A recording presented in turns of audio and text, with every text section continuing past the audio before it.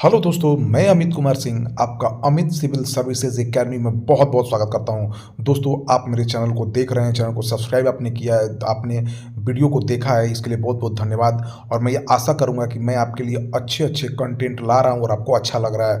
तो दोस्तों, कोई भी अगर कमी लगे वीडियो में तो ज़रूर फीडबैक दीजिए कि सर ये कमी है, ठीक है।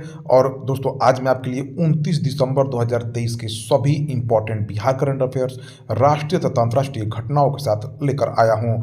दोस्तों, इसमें हम लोग 6 अखबारों का निचोड़ देखते हैं, जिससे आपका एक भी करंट अफेयर्स नहीं छूटता है, चाहे वो बिहार का हो, चाहे वो राष्ट्रीय या अंतर्राष्ट्रीय खबर हो। तो दोस्तों, जुड़ जाइए, इससे इंपॉर्टेंट चैनल आपको नहीं मिलने वाला है। 6 अखबारों का निचोड़ आपको कहीं नहीं मिलने वाला है। तो चलते हैं आज के पहले क्वेश्चन की तरफ।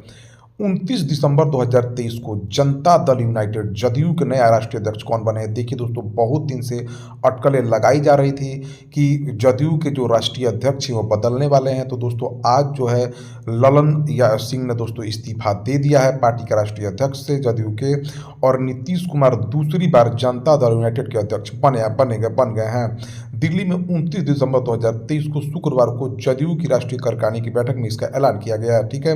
नीतीश कुमार दूसरी बार जनता दल यूनाइटेड के अध्यक्ष बन गए हैं। मुख्यमंत्री नीतीश कुमार, पार्टी के राष्ट्रीय अध्यक्ष ललन सिंह ने अपना इस्तीफा दे दिया और खुद ही नीतीश को अध्यक्ष बनाने का प्रस्ताव रखा है, जिसे सर्वसम्मति से पास कर लिया गया है। जनता दल यूनाइटेड का गठन 30 अक्टूबर 2003 जनता दल के शरद यादव गुट, लोक जनशक्ति पार्टी और समता पार्टी के विलय के बाद किया गया है।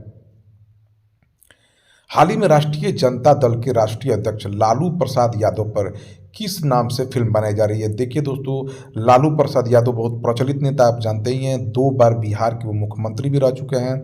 साथ ही साथ उनकी पत्नी राबड़ी देवी भी मुख्यमंत्री रह चुकी हैं। उनके बेटे अभी उप मुख्यमंत्री हैं, तेजस्वी यादव।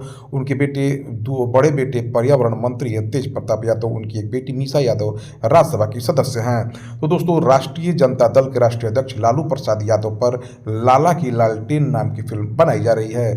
लालू प्रसाद पर नई फिल्म बनी है लाला की लालटेन। लोकसभा चुनाव से पहले यह फिल्म आ रही है। इस फिल्म की शूटिंग गुजरात में हुई है। आरजेडी नेता लालू प्रसाद की बायोपिक भोजपुरी में है। फिल्म 2 घंटे 25 मिनट की है।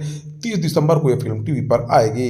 लालू प्रसाद को इसमें लाला यादव कहा गया है। पात्रों के नाम बदले हुए हैं, लेकिन लालू प्रसाद के बचपन से लेकर छात्र जीवन होते हुए मुख्यमंत्री तक की कहानी इसमें है।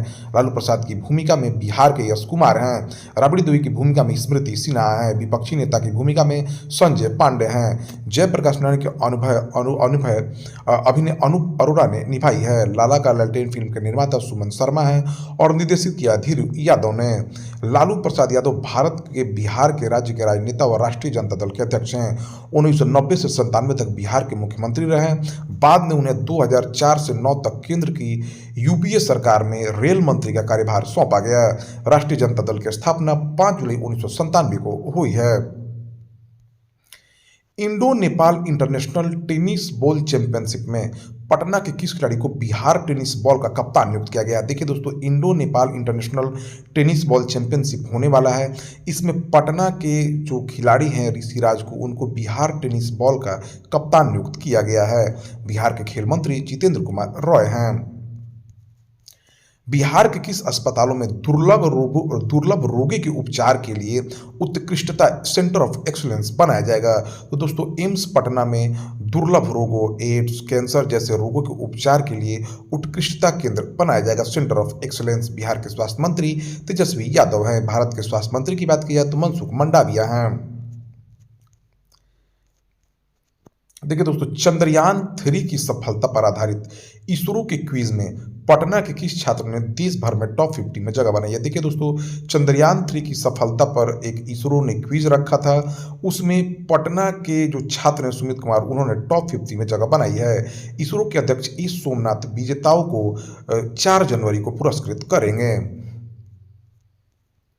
हाल ही में एक रिपोर्ट के अनुसार बिहार में टेलीकॉम घनत्व कितना है? देखिए दोस्तों, हाल ही में टेलीकॉम रिपोर्ट आई जिसमें बिहार में सबसे ज़्यादा जो है उपभोक्ता जियो के हैं। दूसरे नंबर पर एयरटेल है। तीसरे नंबर पर वोडाफोन आइडिया है। चौथे नंबर पर बीएसएनएल सरकारी कंपनी के उपभोक्ता हैं।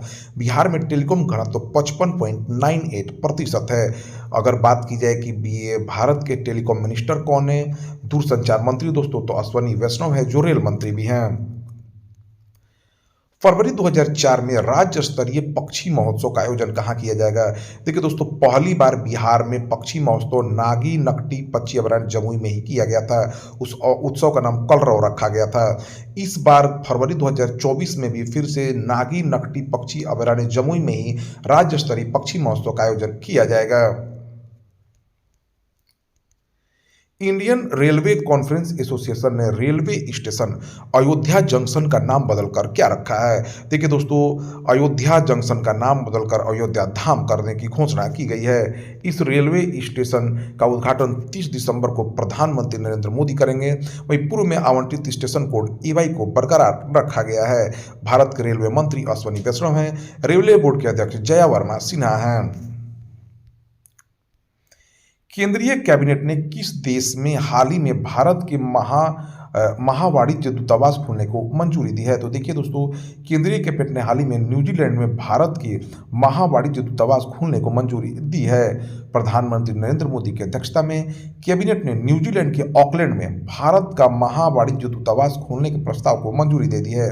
ऑकलैंड में भारत का महावाणिज्य दूतावास खोलने से भारत का और न्यूजीलैंड के रिश्तों में और मजबूती आएगी।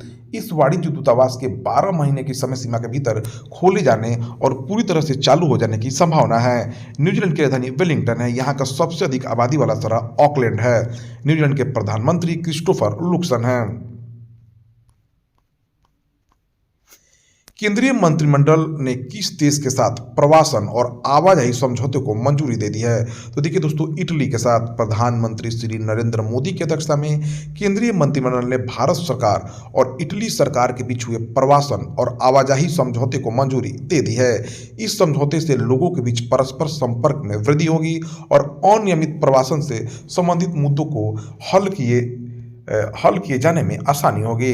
इस समझौते पर 2 नवंबर 2023 को दोनों देश की ओर से हस्ताक्षर किए गए थे। इटली एक बेहद खूबसूरत देश है जो दक्षिणी यूरोप में भूमध्य सागर के केंद्र में स्थित है।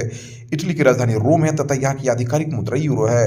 इटली की प्रधानमंत्री जियोर्जिया मेलोनी हैं। कोटक महिंद्रा बैंक का नया अध्यक्ष किसे नियुक्त किया गया है? तो देखिए, कोटक महिंद्रा बैंक का नया अध्यक्ष CS राजन को नियुक्त किया गया है। कोटक महिंद्रा बैंक के पार्ट टाइम अध्यक्ष के रूप में CS राजन की नियुक्ति को भारतीय रिजर्व बैंक ने मंजूरी दे दी है। राजन वर्तमान में बैंक के स्वतंत्र निदेशक के रूप में कार्यरत हैं।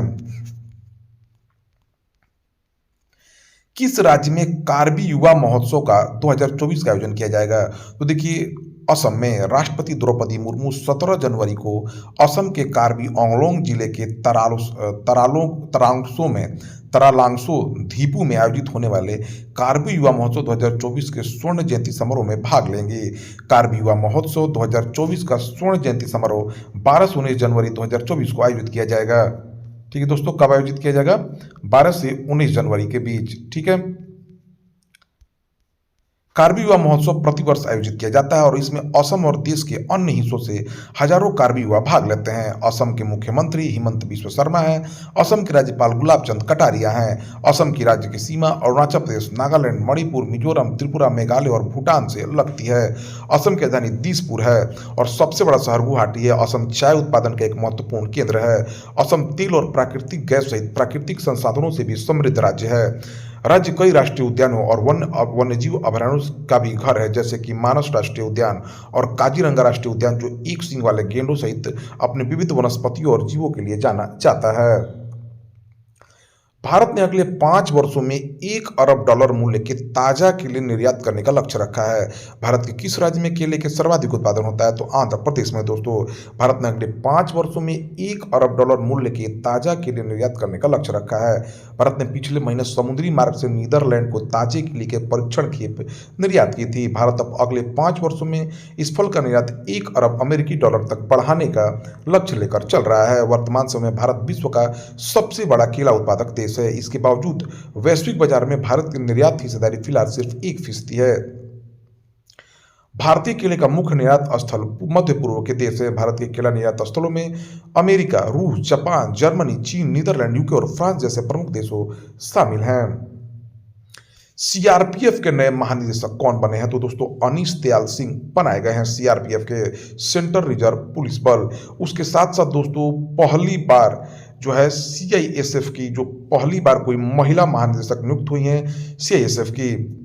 ठीक है, नीना सिंह है दोस्तों। ठीक है, नीना सिंह को जो राजस्थान कैडर की हैं वो सीएसएफ की महानिदेशक नियुक्त की गई हैं। उसके साथ साथ दोस्तों आईटीबीपी, ठीक है, आईटीबीपी के भी नए महानिदेशक नियुक्त हुए हैं। आप जान लीजिए वो राहुल रसगोत्रा हैं। कौन है?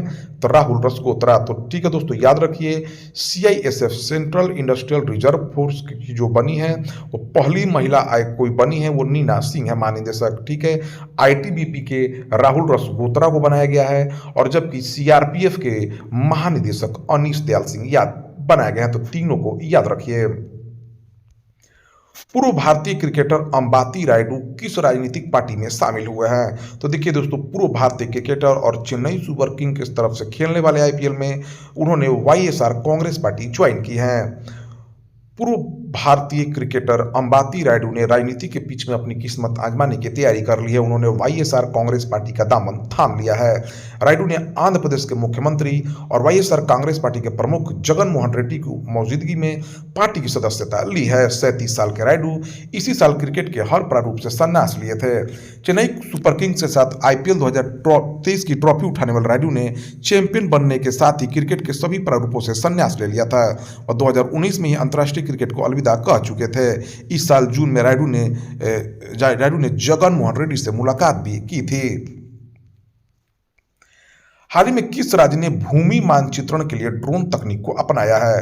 तो देखिए दोस्तों, हरियाणा राज्य ने भूमि मानचित्रण के लिए ड्रोन तकनीक को अपनाया है। हरियाणा के मुख्यमंत्री मनोहर लाल खट्टर हैं।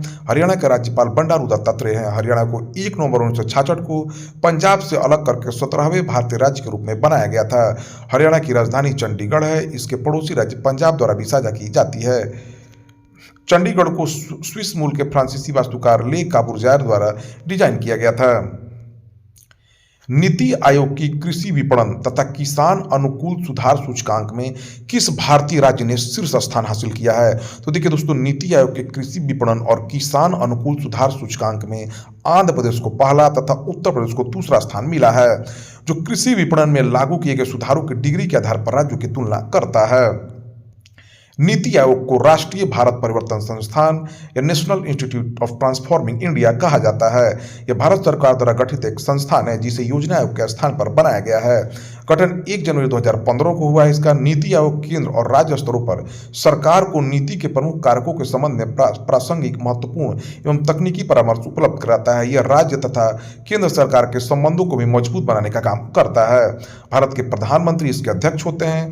नीति आयोग के उपाध्यक्ष जो है डॉक्टर सुमेन के बेरी हैं। नीति आयोग के मुख्य कार्यकारी अधिकारी या सीईओ श्री वीवीआर सुब्रमण्यम हैं। किस राज्य सरकार ने राज्य के सभी जिलों में पीएम कॉलेज ऑफ एक्सीलेंस स्थापित करने का निर्णय लिया है? तो देखिए दोस्तों, मध्य प्रदेश सरकार ने राज्य के सभी जिलों में पीएम कॉलेज ऑफ एक्सीलेंस स्थापित करने का निर्णय लिया है। मध्य प्रदेश की नई सरकार ने कुल 570 शासकीय महाविद्यालयों में कॉलेजों को पीएम कॉलेज ऑफ एक्सीलेंस बनाने का फैसला किया है। मध्य प्रदेश की नई सरकार कुल 570 शासकीय महाविद्यालयों में से हर एक जिले में कॉलेज को पीएम कॉलेज ऑफ एक्सीलेंस के रूप में उन्नत करेगी। मध्य प्रदेश के मुख्यमंत्री मोहन यादव हैं। मध्य प्रदेश के राज्यपाल मंगू भाई पटेल हैं। हाल ही में किस देश में दुनिया का सबसे पुराना किला खोजा गया है? तो दोस्तों, रूस में। रूस की राजधानी मॉस्को है। रूस के राष्ट्रपति व्लादिमीर पुतिन है। तो याद रखिए, रूस में दुनिया का सबसे पुराना किला खोजा गया है। कौन सी भारतीय अभिनेत्री पहली बार भारत में आयोजित मिस कॉन्टिनेंटल इंटरनेशनल अवार्ड 2023 प्रतियोगिता के 5वें संस्करण की विजेता बनी है? तो दोस्तों, ये आस्था रावल है। पहली बार यह प्रतियोगिता भारत में आयोजित किया गया और उसमें भारतीय अभिनेत्री आस्था रावल जीत गई हैं। इंडिया स्किल्स की रिपोर्ट 2023 के अनुसार भारत में युवाओं के बीच काम करने के लिए कौन सा राज्य सबसे पसंदीदा राज्य बना है? तो दोस्तों, केरल बना है युवाओं के बीच सबसे लोकप्रिय राज्य। केरल के मुख्यमंत्री पिनराई विजयन है। केरल के राज्यपाल मोहम्मद आरिफ खान है। केरल का साक्षरता दर पूरे भारत में सबसे अधिक है। किस राज्य सरकार ने कक्षा 8 के छात्रों में टैब का वितरण शुरू किया है? तो दोस्तों, आंध्र प्रदेश की जगन मोहन रेड्डी की सरकार ने कक्षा 8 के छात्रों को टैब का वितरण शुरू किया है। अब कक्षा 8 के छात्र टैब से पढ़ाई करेंगे। आंध्र प्रदेश के मुख्यमंत्री जगन मोहन रेड्डी हैं। आंध्र प्रदेश के राज्यपाल एस अब्दुल नजीर हैं। भारतीय प्रतिभूति और विनिमय बोर्ड सेबी ने कोल इंडिया के किस पूर्व प्रमुख को बॉम्बे स्टॉक एक्सचेंज के अध्यक्ष के रूप में नियुक्त करने को मंजूरी दे दी है? तो दोस्तों प्रमोद अग्रवाल जो कोल इंडिया के पूर्व प्रमुख थे, उनको बीएसई का अध्यक्ष बनाया जाएगा, बॉम्बे स्टॉक एक्सचेंज का। सेबी भारतीय प्रतिभूति और विनिमय बोर्ड या securities and exchange board of India की मुख्यालय मुंबई में है। इसकी स्थापना 12 अप्रैल 1988 में हुई तथा सेबी अधिनियम 1992 के तहत वैधानिक मान्यता 30 जनवरी 1992 को प्राप्त हुई। सेबी का प्रमुख उद्देश्य भारतीय स्टॉक निवेशकों के हितों का उत्तम संरक्षण प्रदान करना है और प्रतिभूति बाजार के विकास तथा नियमन को परिवर्तित करना है। यानी दोस्तों जो शेयर मार्केट है उसकी ये निगरानी करता है। सेबी को एक गैर वैधानिक संगठन के रूप में स्थापित किया गया था, लेकिन जिसे सेबी एक्ट 1992 के अंतर्गत वैधानिक दर्जा दे दिया गया है। तो दोस्तों यह रहा 29 दिसंबर 2023 के सबसे इंपॉर्टेंट करंट अफेयर्स। तो दोस्तों चैनल से जुड़ जाइए, चैनल को सब्सक्राइब कर लीजिए अगर ऐसे ही इंपॉर्टेंट वीडियो प्राप्त करना चाहते हैं।